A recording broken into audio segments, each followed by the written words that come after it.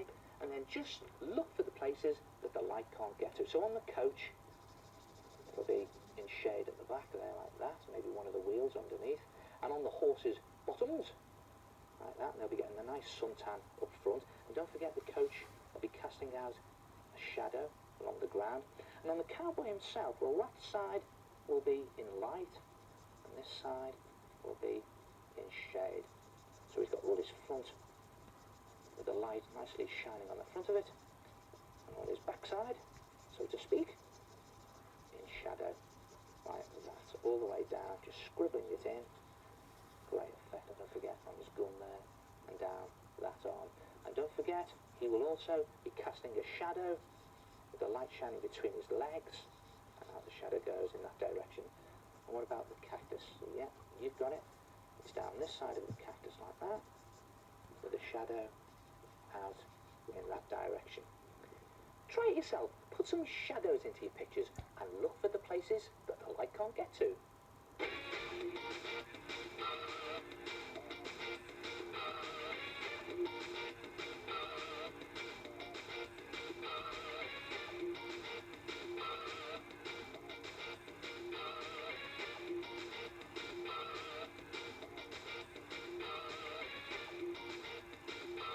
What a great art attack, using white paint and chalk on black paper.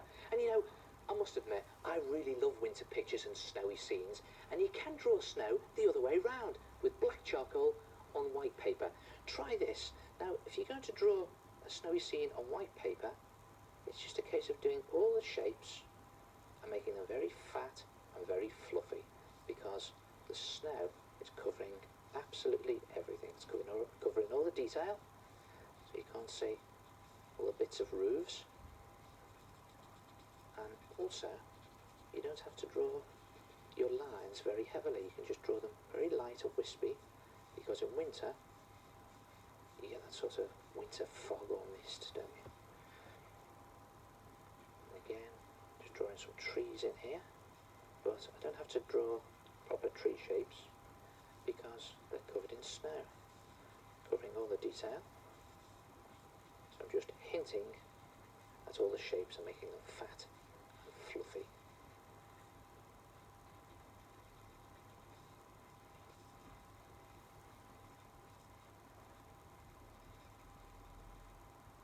And again, just drawing very light, wispy lines gives the impression that everything is just covered in snow.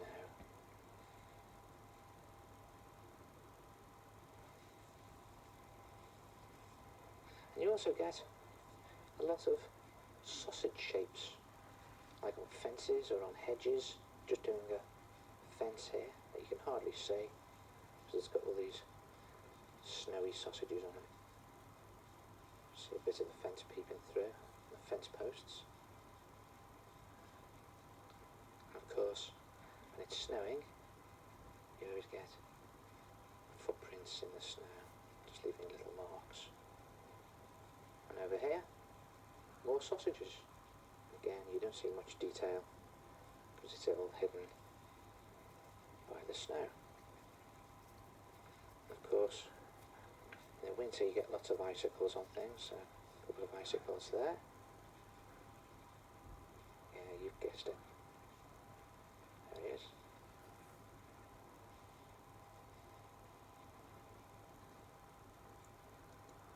Put in the shape. Very light and wispy snowman. And to really put atmosphere into your picture, just smudge the lines very lightly with your finger.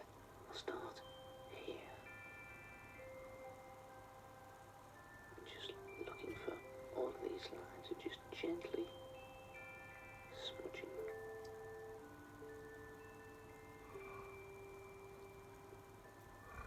Let's see what happens. It makes it look all misty, like on a cold and frosty winter's morning. Not too hard.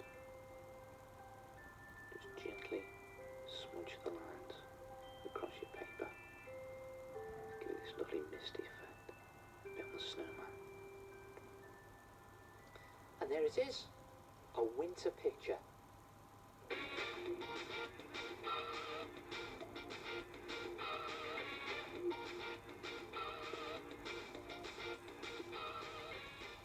Here's how to have a bit of fun with an ordinary school fountain pen. Here's a quick doodle I've done of a man with an umbrella. And watch out, it's started to rain. Look at this, absolutely lashing down. And the rain is starting to form puddles by the man on the ground. Now, watch this. Just take a paintbrush and a little dab of water on it. And just dab the water on the rain and into the puddles. And look at that, they really do start to look very wet indeed. Okay, let's try this. Take a goldfish bowl, empty at the moment, but not to worry. Let's just put some water in there, like that, and then let's put a goldfish in there like this. Weird goldfish, but that's okay, because this is art attack. A couple of scales there, put his eyes on the top, like that. Don't forget his mouth and his fins. And again, a little dab of water into the water, and look what starts to happen. The water starts to make the ink run everywhere. And before it goes too far, let's just dab it with a tissue, and there it is. It looks very wet indeed. Good effect, isn't it? Now obviously you have to use water-based ink or cartridges in your pen, because if you use permanent ink it won't run. And you know, you can use this technique to create some really great water reflection pictures. Try something like this. There's a waterside cottage. That's where I went for my holidays. And, oh, that seemed like a long time ago. Just draw the water reflection, which is an upside down mirror image. Now it doesn't have to be perfect, because reflections are never usually perfect, are they? Just draw it upside down, like that. Then it goes there. And then it's just a case of dabbing some water onto the reflection. Here it goes. Now watch this. Just into the water. Across there like that. A little bit more on the brush. Right across. Oh, look at that. And it really does look like a wet, watery reflection. Brilliant. Great fun to do, and with a bit of practice you will discover some really good effects. Try this.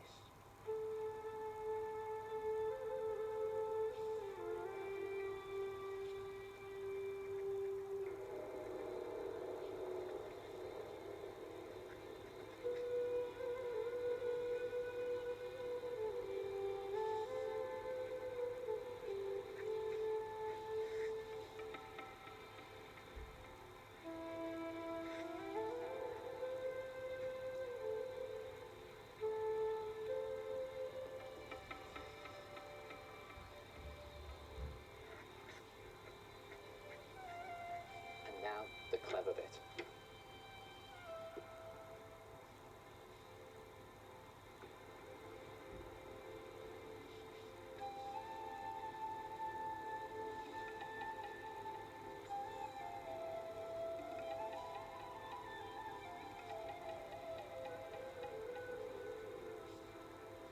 And now, just to finish it off,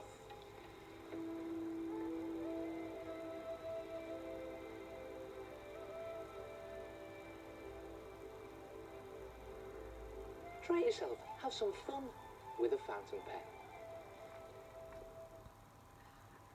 Well, that's it. I do hope you've enjoyed this video.